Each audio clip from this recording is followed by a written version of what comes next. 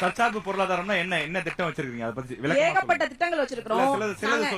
அவசியம் சொல்றேன். அதாவது விவசாயம் சார்ந்த தொழில்கள் இருக்கு, ஆடு மாடு வளர்ப்பு இருக்கு. ஆடு மாடு வளர்ப்பதை அரசு பண்ணி நாங்க சொல்றோம். எங்களுடைய மாநிலத்துக்கான வருவாயை நாங்களே பூர்த்தி பண்ணிப்போம். இப்ப இவங்க சொன்னாங்க இல்லையா, குரோமியம் கழிவை பத்தி எல்லாம் ரொம்ப தெளிவா பேசினாங்க. அப்ப குரோமியம் கழிவை இங்க இருந்து அகற்றதுக்கு என்ன பிரச்சனை அப்படின்னாக்க, மத்திய அரசு எங்களுக்கு நிதி தரலாங்கிறாங்க. மத்திய அரசு கிட்ட நீங்க நிதி எதிர்பார்க்கறீங்க? நான் என்ன கேக்குறேன், மாதம் 1000 ரூபாய் தரதுக்கு உங்கள்ட்ட நிதி இருக்கு.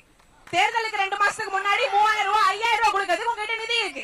ஆனா ஒரு கொடிய விஷயம், ஒரு கொடிய விஷம் மாதிரி என் மண்ணில் பரவி கிடக்கக்கூடிய அந்த குரோமியம் கழிவை இங்க இருந்து அகற்றதுக்கு மத்திய அரசு எதிர்பார்க்கறீங்க. அவங்க மத்திய அரசு எங்களுக்கு நிதி கொடுக்கல, அதனால நான் செய்யல அப்படிங்கிறாங்க. இவங்க எங்களுக்கு வாக்கு செலுத்தினீங்கன்னா நாங்க மத்திய அரசோட ஃப்ரெண்ட்லியா இருக்கிறோம், அதனால நான் உங்களுக்கு செஞ்சு தருவேன் அப்படிங்கிறாங்க. 2 பேருமே மத்திய அரசு காரணம் காமிச்சு செய்யல. அதுதான் நான் சொல்றேன். அப்ப தொடர்ச்சியா அண்ணன் என்ன சொன்னாங்க, 12 கோடி நாங்க செலவு பண்ணிருக்கிறோங்கிறாங்க. வெறும் காம்பவுண்ட் கட்டினா 12 கோடி செலவு ஆகத்தான் செய்யும். அகற்றுனீங்களா? உங்களால வெள்ளை அறிக்கை கொடுக்க முடியுமா?